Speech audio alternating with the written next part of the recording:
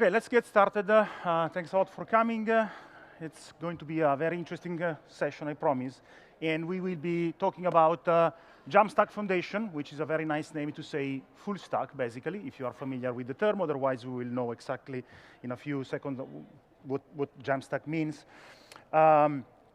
I'm Davide Mauri. Maybe we already met yesterday at the workshop. I'm in the Azure SQL product group. I'm a PM. I'm focused on Azure SQL, so I'm trying to make Azure SQL better and better every day, and at the same time, I'm focusing on developers. So I'm super interested in understanding what developers want, what they look for in a database, if Azure SQL is already providing to them what they need, and if not, what is missing or what we can improve. So if you have any feedback, please let me know. But that's my focus, and that's why I am delivering all this session specifically focused on developer and development.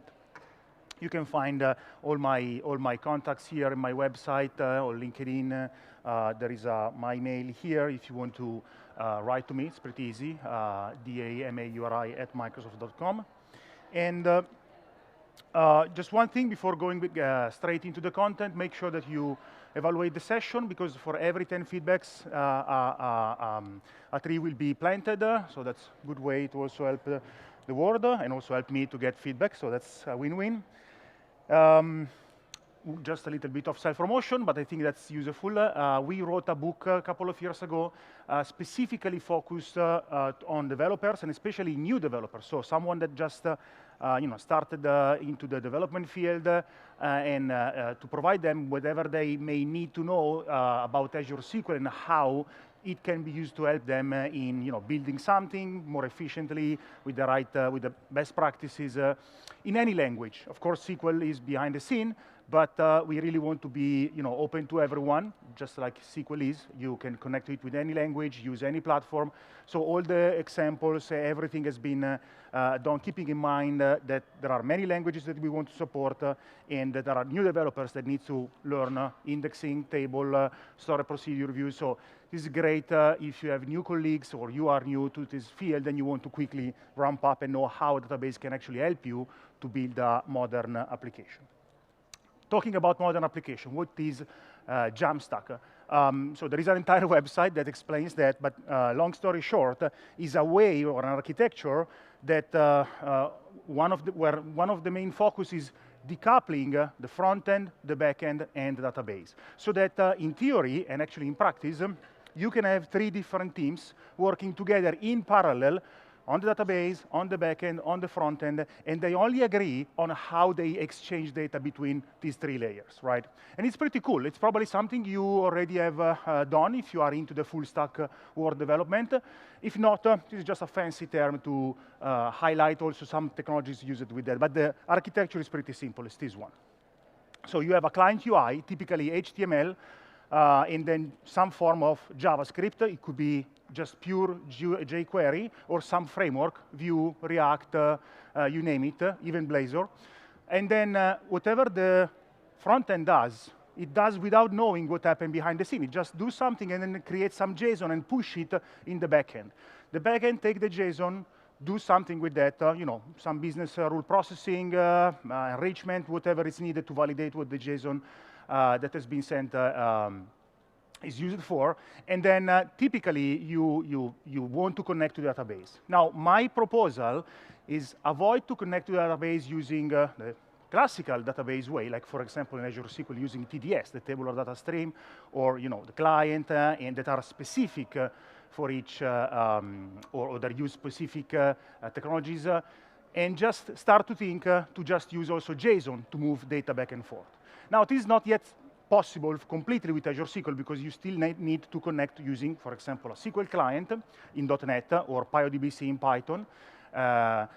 But still, let's start to think that instead of sending table and column and rows that are maybe not so friendly compared to the fact that you have a JSON document, you can just send a JSON document. Because in Azure SQL, you can fully manage the JSON you receive, you can extract the value you need, you can extract the entire JSON and model it as a table, so it will be easy to aggregate or to join with other existing tables. And in general, it will just make your life much, much easier. And then, since you are a developer and you are, enjoy having an easy life, like I do, what you want to do is actually Azure SQL sending JSON back to you, because deserializing JSON into an object is super easy.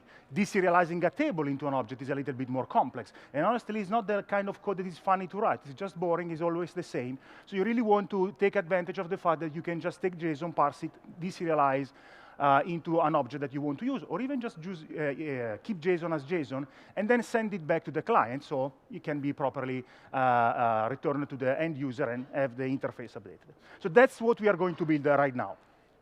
To do that, we will be using a well-known solution called the To-Do MVC. So it applies a well-known pattern, the model view controller, where you have a framework in any, you have a front end in any framework you may dream of. There is a website that contains all the possible combinations that people built, and you have a working, to-do list website where you can add your to-do list, your to-do item, remove it, mark it as updated, update it, whatever. Of course, this is the front end. Since we said that we just need to make sure that we agree with the JSON we send back and forth, many people built a backend that are completely independent from the front end. So you can have a front end written in Vue.js and the backend written in PHP or .NET or whatever. They will still work very nicely together, because the only thing that they need to know to work together is what is the JSON that we are sending back and forth. So there is plenty of examples doing that. Of course, I will be using .NET. And in the backend database, we will be using Azure SQL. Why Azure SQL? Why not Postgres? Why not MongoDB or Cosmos or any other database? Well, beside from the fact that I'm in the product group, but let's put that hat aside for a second. Basically, Azure SQL as a developer gives me a lot of stuff for I wouldn't say for free, but definitely included, in the sense that I don't have to care about security, in the sense that I care as a developer, but again, the security is complex, not exactly exciting to deal with, but I want to have my data protected at rest and in flight, and Azure SQL provides me to do that. I may want to add tampering-proof functionality to my table, and I can do that with Ledger Table. I may want to quickly aggregate my data, and I can do that with Column Store, because Azure SQL supports the Column Store. I may want to have a super trafficked and accessed table where I don't want to have locks, because I know that the locks are against concurrency, and I can do that because I have in-memory tables that are basically object that doesn't use locking to manage concurrency, so they can be extremely scalable. I can have encryption if I need to keep some sensitive data. I can even encrypt it using certificate or passkey or whatever. I can even encrypt the entire database if I want in a completely transparent way. I have row-level security. I can decide that no matter who will access the table, he or she will only be able to see the row I want them to see, without having to bake that logic into my application, because it will be taken care for me by the database. And of course, I can have also high availability and scale-outability, which is a word that I don't think exists, but I like it, in the sense that I can scale out my database very quickly. We can go up to 30 secondary replicas to serve a read-only workload. So if you are building a very appreciated and used website, you probably want to have replicas to handle any kind of workload. Now, having said that, what I want to build, how I want to build it, with the kind of which pattern or architecture, and which technology and database, now let's do it.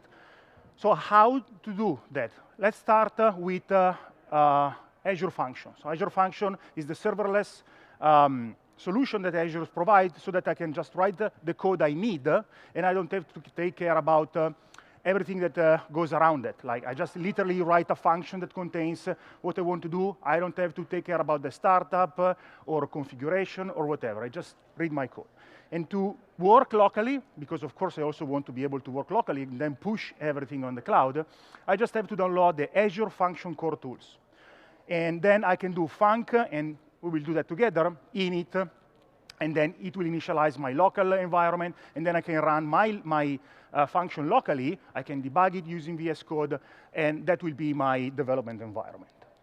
But one thing that is pretty nasty if you are into the full stack development, you know that if my website is answering on domain A, so I deploy my website on domain A, and then my backend is hosted on domain B, since they are in a different domain, you have a kind of a problem to deal with, because you need to configure correctly CORS, so cross-ownership domains that are basically will make sure that the backend trusts the data that is sent from the front end, even if it's on a different domain. And not its only domain, it's even just the port or a different path. So that is typically very nasty to configure and give a lot of headaches. Luckily, there is something called static web app, where everything is taken care for me. With static web app, I will have Azure Function running behind the scene, and any front end I want to use, be it pure HTML, just simple jQuery, or any framework, will be also hosted for me in a different environment, but the backend will take care for me of making sure that the front end trusts the backend and the opposite, so they can easily work together, and I don't have any issue or any problem configuring and deploying this stuff. That is not only the one thing that static web apps provide me, they even provide full support for authentication, as you will see at the end. So static web apps is my choice to deploy my full stack environment. So let's get started. I'm not a front-end guy. I'm really bad at UI. So I will just be using the To-Do MVC front-end, and I will be downloading it on my machine. I use the version that is based on Vue, actually Vue 2. Now the updated one is using Vue v3, and that's exactly what I'm going to do. And then I will be building the backend, of course. That is where I'm interested in. So that's what we are going to do, right? So we are going to create an Azure function that implement the To-Do MVC API specs. It's very easy. Basically, you just have to create a JSON that contains an ID, a title, and if the item has been completed or not. So super easy. Updated the Vue client so that the front end can actually manage that backend JSON sent and then update the UI to show the items, and basically move forward, add the database support, add authentication support, and we are done. Okay, so let's do that for real. So first of all, I want to show you how easy it is to get started.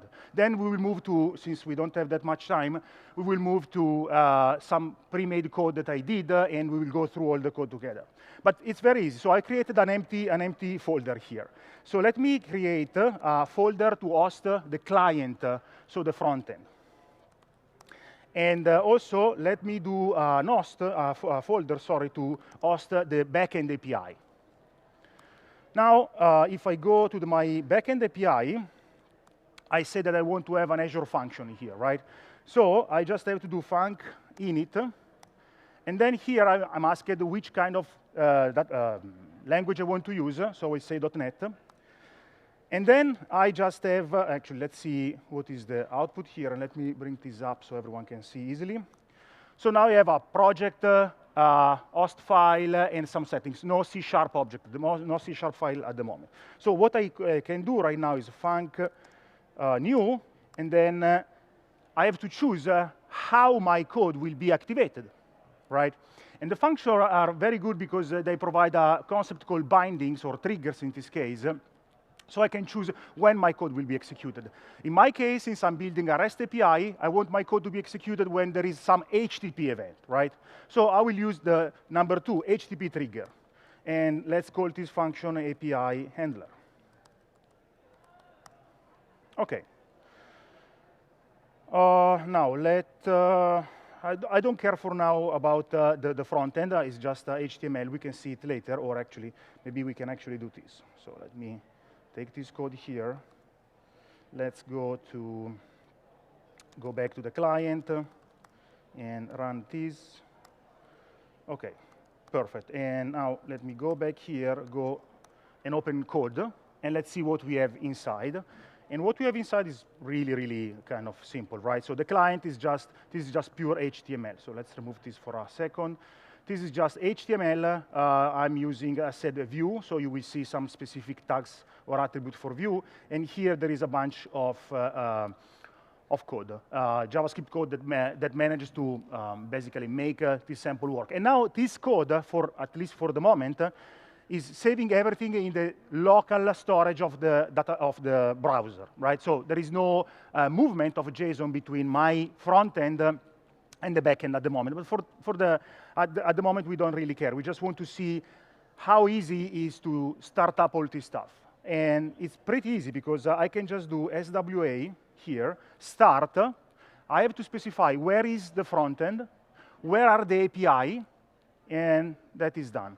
So everything will be taken care for me. The function runtime will be started, answering on port 7071.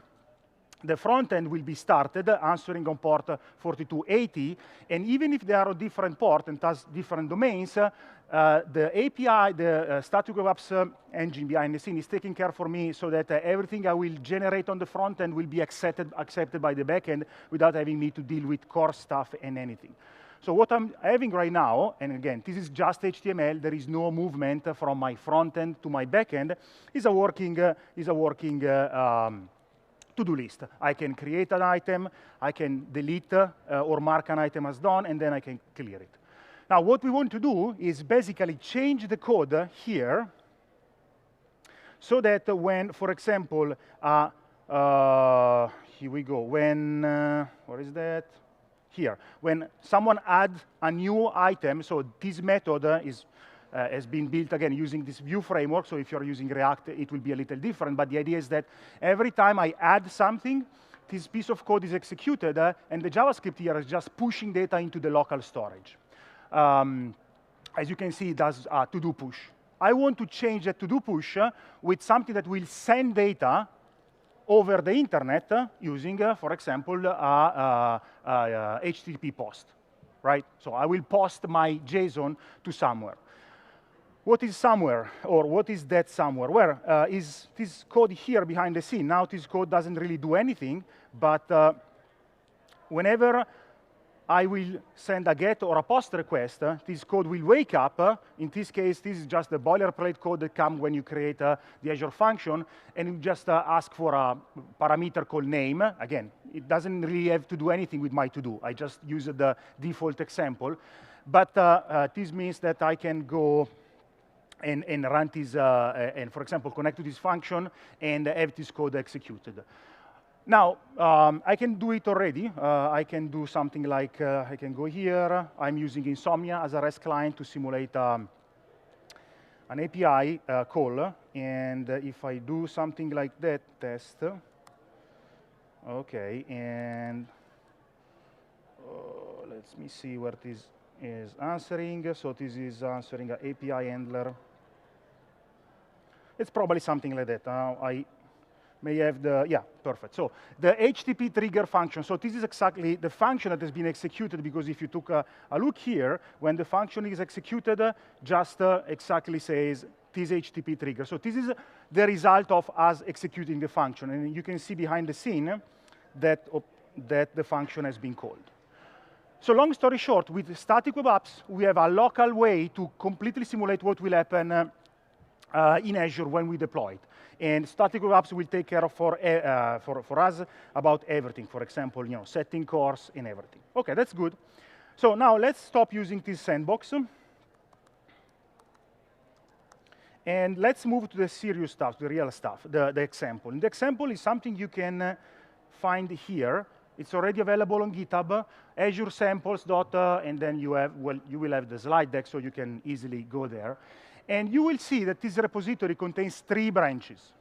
The first one is the simplest one, and we just have the front end and a back end that keeps the data completely in memory. So the first step would be, OK, let's change the front end to send the JSON to the back end.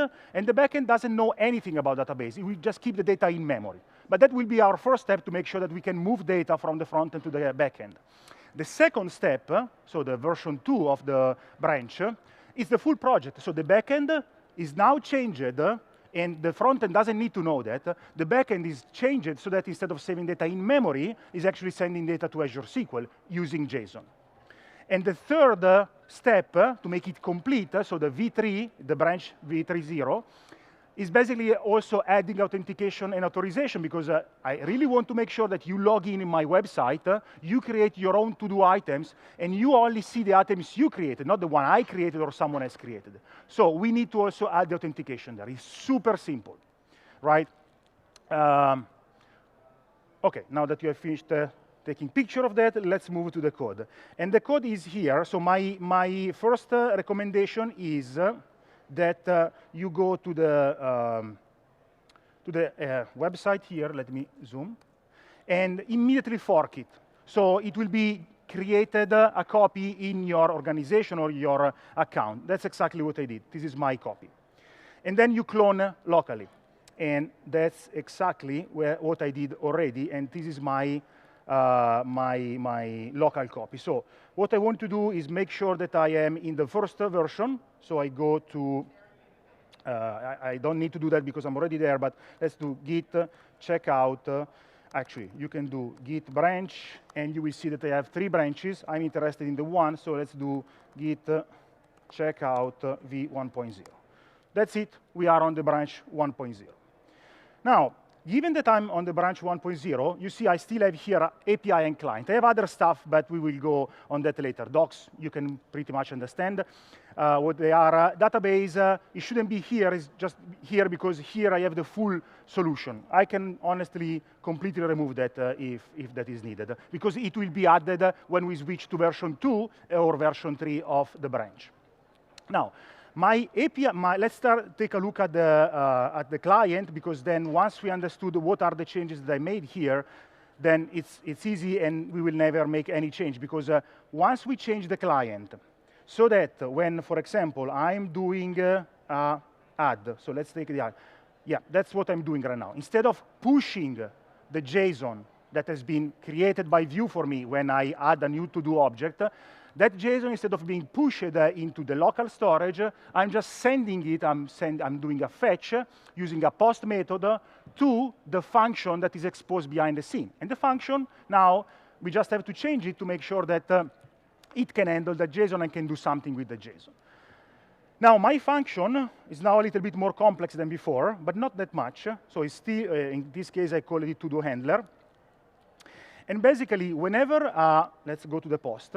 Whenever a post request is received, because I'm saying this specific function that has been named post, just to make sure that it's easy to understand what this function does, will only be executed when there is HTTP post request. And what will happen is that it will read the data from the body of the HTTP request, deserialize the JSON, which is what I'm expecting to receive in the request, into this class here. Oh, not defined. OK, let me go here and show you. It's here somewhere. OK, so the class is super simple. ID, title, and completed. And then it will, for now, here we go, the post.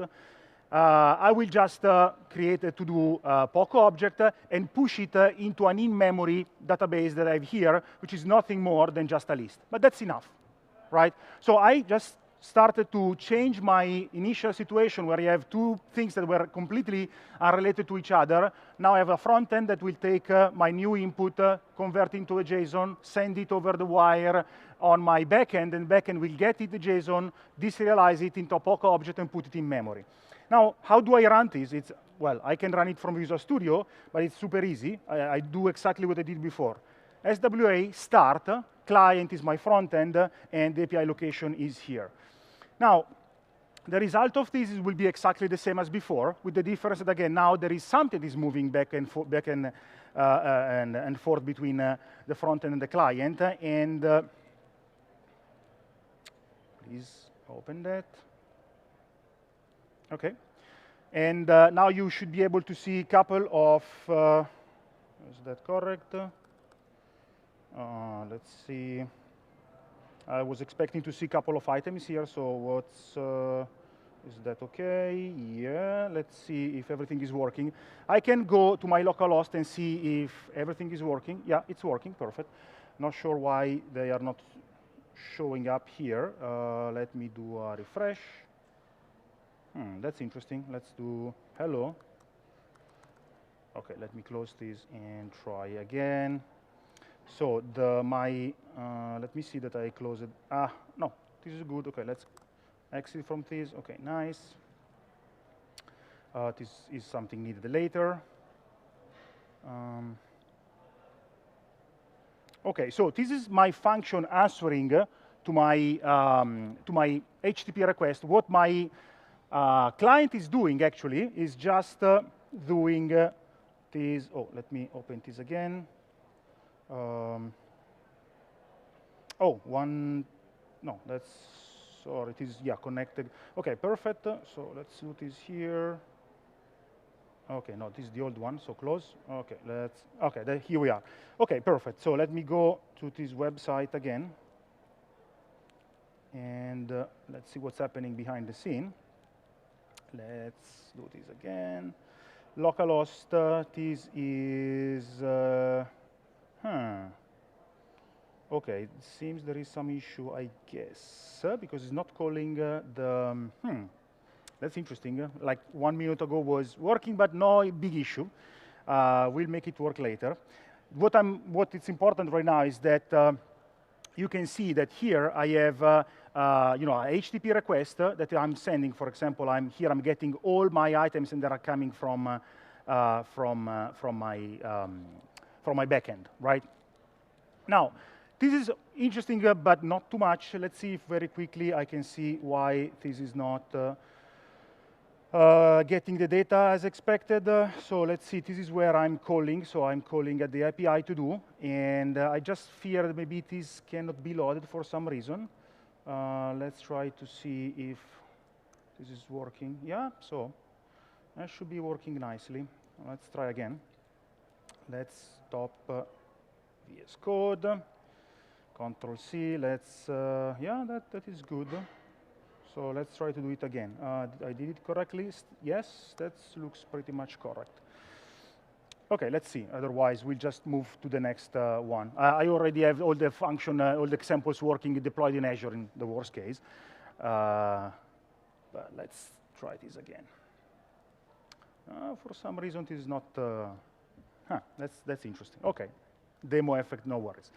But here, what will happen is that we should see the item that you can see here.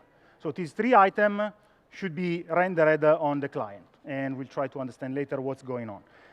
And then here I could say, okay, hello, and again, and all these should be, actually, let me try to do a refresh with the shift. You know what was happening? Caching. Boy, okay. Since the URL is exactly the same, the browser was caching and basically using the old HTML. So right now, here I can show you. Now I'm not lying, that this is marked as done, and here you can see that this is marked as done, right? So these are exactly the same thing. So for example, let's add something else. Hi again, and now, if we go in the backend and do a send, here we go. So now we have a way to send whatever is generated by my front end to my backend. Again, I'm not super happy right now because my backend is keeping everything in memory, right? So we want to persist somewhere else. So that's the time where you want to start to think about Azure SQL. And now the front end is done. I don't have to change the front end anymore because now my front end is sending JSON data to my backend. I have a way now to handle that JSON data and send it back. Now everything I will be doing is on the backend. The front end will never change unless I want to make it nicer or add some feature, right? But whatever now I will be doing in the backend will completely be independent from the front end, and this is exactly one of the value of decoupling and using this architecture. So having said that, let's move to the branch number 2.0. So let's stop this. Let's go. Oh, actually, before doing that. Yeah, perfect. How do I deploy this on Azure? Because this is working locally, right? I want to make sure that this can be deployed on Azure. The one thing that you have to do, and it's very well documented, but it's a little bit boring, is that you have to build, well, you can do it manually, but of course in a CI/CD time, we don't really want to do that. We need to build an ARM template so that we can deploy the static web app. In order to make it even easier, I created this shell file that you can use to deploy every sample that you can use here to your Azure subscription. And to do that is super simple. Let me clear this and let me make some space. So the first time you will use the Azure Azure deploy script, it will detect that you don't have a .environment file where you need to specify where you want to deploy it and some other stuff that I will explain now. But let's build it together. So this is my environment file that has been just created for me. It's completely empty. I have to specify a resource group, and the resource group is this one here that I prepared, and as you can see, is completely empty. Come on. So it's completely empty, nothing in there. And so I will say that this is my resource group. Let's call Jamstack Demo 01, location, let's say East US 2. Now, the Git source, because what will happen is that Azure will actually call GitHub for you on your behalf and download on Azure, so clone the repository on Azure. Right, so I need to specify the URL where I want where there is my repository. Since I forked my repository, I will use my personal one. And then, since this is my personal one, I need to make sure that Azure has access to that repository, right? Because it's personal, so no one other than me can access that. So I need to create a GitHub token. And to do that, you go to GitHub, you go to the settings, and then you go to, at the very end, developer settings, and then it's all explained in the documentation, don't worry, but just for you to see where it is, go to personal access token, and you create a new token. And when you create a new token, no, I'm not doing this because probably I will get asked to authenticate against the phone. I already have one. When you get a token, you have to specify that whoever is using that token can access the repository and the workflow. It's very important. So there are two flags that you have to specify, repository and workflow. And once you have done that, so let me take my token that I have already created. So is this one here. Yeah, it looks something like that. So when you have created the token, that is done. You just do, again, Azure deploy. It will find the environment, and then we'll start to connect to the resource group and deploy all the stuff that you need. Now, this is interesting to see behind the scene, because now let me go to my GitHub repository. You will see now that there is some changes here. And the changes, come on, are that if I go in GitHub and go, now I have a workflow folder. And that workflow contains something that soon you will see, as soon as is this the correct one? Yeah, I think so. No, sorry, not this one. Okay, still deploying. Okay, perfect. Yeah, so this has created something for me. So let me refresh, and there should be, this is, oh, I have to go to the V1. Yeah, so this file has been created for me by Azure and contains all the information that Azure need to make sure that GitHub, whenever someone will push something into this repository, will actually inform Azure that there is a new build and that needs to be deployed. And in fact, you will see that right now there is an action here that is saying, I'm deploying your solution on Azure. So at the end of the day, after I have finished setting up my V1, and also including the deployment, every time I will make a change, it will be automatically pushed. Every time I push my change to GitHub, it will kick off the workflow, and the workflow will take my change and deploy it on Azure. Now, what is happening right now is this is setting up everything needed, building my website. If I'm using Vue or React, is also building the front end. And after that, it will create a zip and send it to Azure. And the result is that when I am on Azure, here, you will see my website, and my website is still in deployment, so it's not finished yet, but I can click on my website, and I have whatever I have running on my local machine, it will be running on Azure. So as soon as this is done, and usually take just a minute, okay, finished. So upload is finished, now it's just waiting for Azure to acknowledge the deployment has been correctly done.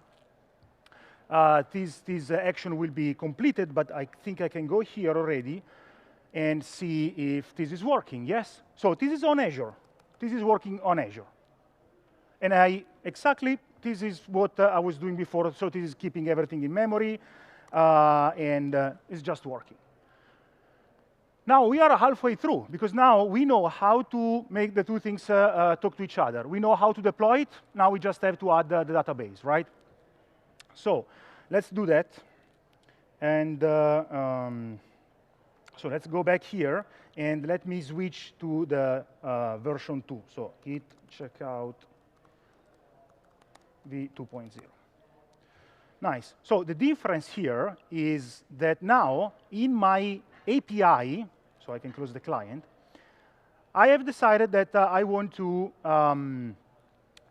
instead of just keeping everything in memory, every time someone do, for example, a get, I am executing a storage procedure that will take care of, and now let's see what is taking care of. Well, that's interesting. What I'm doing is really calling a storage procedure, and that storage procedure is something you can find here. So let's go to SQL and create an object. So I'm creating a table behind the scene. This is the table that will contain my to-do.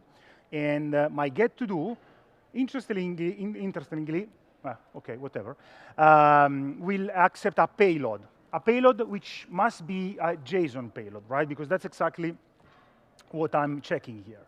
Now, if it's JSON, I know by the agreement that I had or the specs I followed that it will contain an ID, a title, and a completed.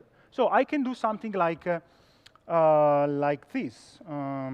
So, for example, if it let's move for a second to a post, it will contain something that can open using OpenJSON, extract the title, extract the information if it has been completed or not, and insert in my table.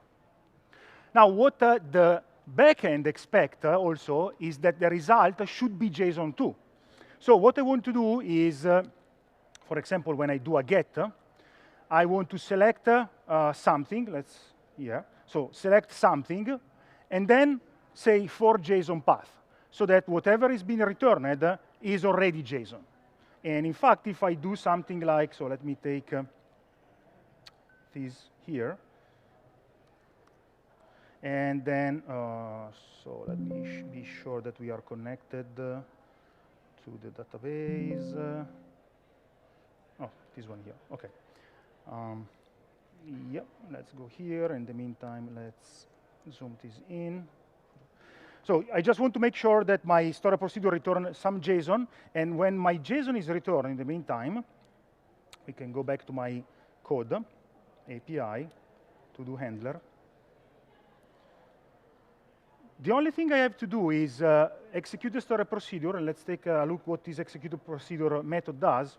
I just created a wrapper that connect to Azure SQL, make sure that if there is any parameter to pass, we pass that parameter, and the parameter will be a JSON too. Execute the storage procedure expecting the result to be a scalar, which for us it will be JSON, so effectively an object. And then I just parse the output. JToken parse. I just want to make sure that the output is really JSON, and then I return it as is to my to the client, because that's what I'm returning. I'm returning JSON. So I simplified a lot all the code that needs to be written in order to take care of setting up the connection. Yeah, that's still need to be done. But everything else, I don't have to take care anymore about how do I pass an array of objects to SQL. Well, I can just pass a JSON that contains an array, and that will be a set of objects that I have passed to Azure SQL. How do I pass a complex object without having a bazillion of parameters in the storage procedure that are horrible to read and even worse to maintain? Well, I can use JSON. So JSON is really like a glue for me that helps me to be more efficient, right? And so having said that, let's go here, and I am connected. OK, nice. So new query, and here, and I want to connect the database here that I'm using. Okay, I have another one, but that's fine. Okay, let's wait a second, then we can really deploy a database. Or otherwise, I think the storage procedure here is enough. So I can connect to a database. We will be doing that, actually. So let me do this. And run the storage procedure, and the result will be JSON. So let's do, I have definitely a to-do sample here, as you can see. To-do 0, 1, for example. So if I do select from to-do, right, this is, come on, internet. Okay. Well, at some point, the internet will answer. This is a regular table. All I have to do is for JSON auto, and whatever is the result will be returned as JSON. Okay, for now, still executing, so I'm not sure exactly what's happening with the internet here, but that's fine. I guess you all know JSON, so it's not going to be very exciting to see just a JSON result. We can move forward. So what I want to do right now is also deploy the database. How can I deploy database? Well, there are several ways. One that I like a lot is, for example, here in the deploy folder I created in this second version. Basically, you can use a tool called dbapp that will take a folder, for example, this one, and make sure that when you run this folder, when you run this little application I have created. Oh, sorry, let's switch to the correct code here, not this one. So basically, you connect to your database using usual connection string, and then you use dbapp, so it's a free library, where basically you just point to the folder you want to use to store your files, and then it will apply all the files in that folder in database. And make sure that if you rerun this tool again, it will not apply the file that has been already applied before. So you can effectively have a way, if you like me, to create a script every time you make some changes and make sure that the scripts are executed incrementally. This is a perfect tool for you, because it will deploy the file, the SQL file you have created in the right sequence, and making sure that whenever you re-execute this little tool, it will never re-execute the same file again. So you can effectively build a kind of a script sequence that will make sure that you bring your database where it is from where you want to be. The other option you have, instead of using SQL DAG packs, that's another option. A DAG pack will basically take the screenshot, the snapshot of your database schema, compare it with what you have online, and make sure that what you have online will have all the DDL statement, DML statements done, so that it will be brought to the state where you want to be, which is the snapshot that you have taken of your reference database. So you have a couple of options. I like this one more because I'm more in control, but the other is equally valid. And so what we want to do here is, oops, I forgot to close this, so let me do this right now. Okay. So what I want to do is just now deploy my database, and we go. And for example, I can go to, let's move here a second. So let's go to close this here. So cd database, cd deploy. And then here I can just .NET run. Now, since only 10 minutes are left, here you will see that this will, if internet is still working, what happened? Of course, now for some reason probably there was something disconnected and now my firewall rule changed. Anyway, so this what will happen here, and let me go then to what I have online already. So I already prepared everything. You will see here I have three different stacks. So let's go to the second one. So the second one is basically the one where we save data into Azure SQL also. And this is just a regular sample. I can connect to this database here. Here we go. So let me do it from here. That is easier. Yeah, I have a database. So I created one database for each, so you can see the difference. But let's go here and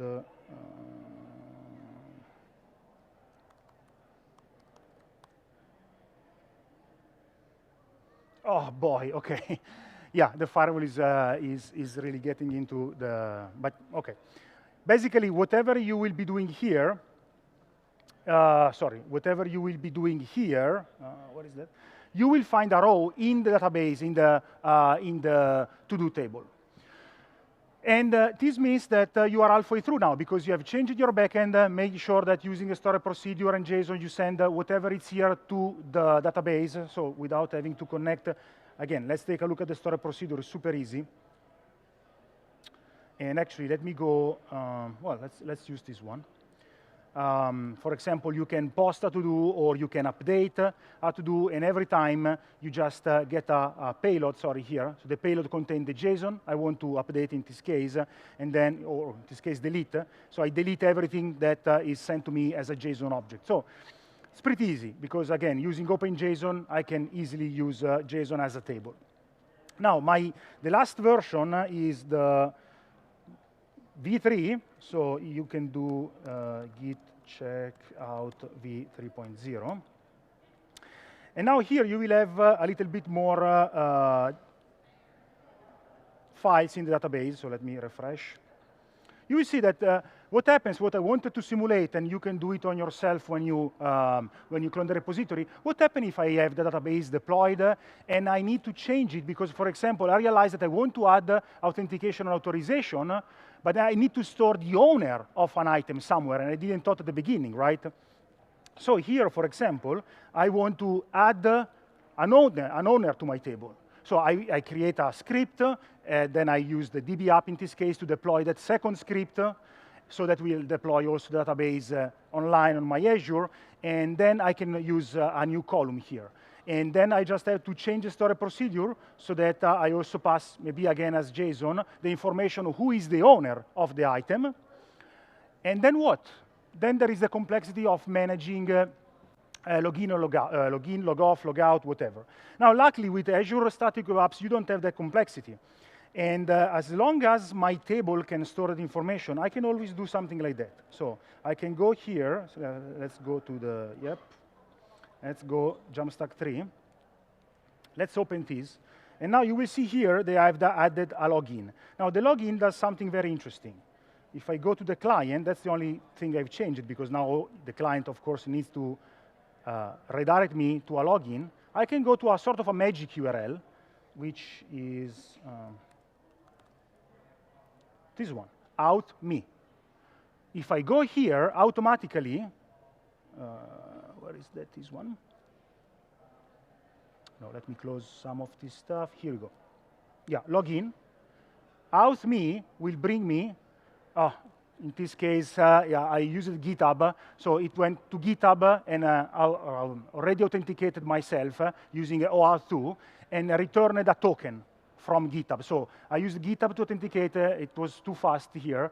I was planning to use the thing I built here, but again, the network, the firewall is getting on the way. So I'm using this that I pre-made, and where authentication has been already established. So I have already a token that is authenticating me against GitHub in this case. So let's see if I do log off and try to log in again. So you can see if I log off, I'm anonymous. I see the thing that everyone can see. If I log in, yep, I only see the thing I can see. And what happened behind the scene is that GitHub, in this case, is the provider I chose to use, is called, and then on the back end, the Static Web Apps for me will provide something interesting in this header. In this header, there are the tokens that GitHub returned. So, for example, I can extract the token and identify who is the person that connected and try to get, for example, information about the to-do item. So by using Static Web Apps, I can easily get all the information about the user, do the authentication, is all taken care for me. The only thing I need to do is change the database to store the user ID associated to a certain item, and that will be it. Of course, I need to change the storage procedure, but again, the storage procedure doesn't change really much. Why? Because my storage procedure changes internally, but the signature is always just a JSON. So it always returns JSON, right? So I don't have to update a lot of code, because the signature of my storage procedure didn't change. It's still returning. So if I update my storage procedure, yeah, internally, of course, I need to now take care of the owner, but the result is just JSON. I'm still returning a JSON. So I'm minimizing the changes I need to do. I don't need to add a new parameter or add a new column to the output. So even the JSON, it's super easy.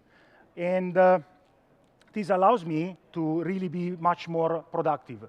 Now, unfortunately, again, with the firewall, I couldn't do it, but otherwise we would have deployed the project, and in a few minutes, we could have switched to the authentication and have it working just by adding a new column and, of course, changing a little bit of our code. So the idea is that and last thing is the idea that the title was how to build a scalable application. Well, with hyperscale, you can scale Azure SQL up to 100 terabytes and up to 30 secondary replicas. And each replica can have 80 vCore. So you can scale a lot. You can have a 100 terabytes database and 2,000 cores if you really need it, right? So you can really scale basically infinitely. And here there are some information on how Azure Hyperscale work, but there are other sessions on this, so you can definitely, if you are interested, you can definitely go and take a look at that. With that, I am done. I'm at time. Sorry for the firewall thingy. That was completely out of my control, unfortunately. Remember to give the feedback, and thanks a lot for coming. Thank you.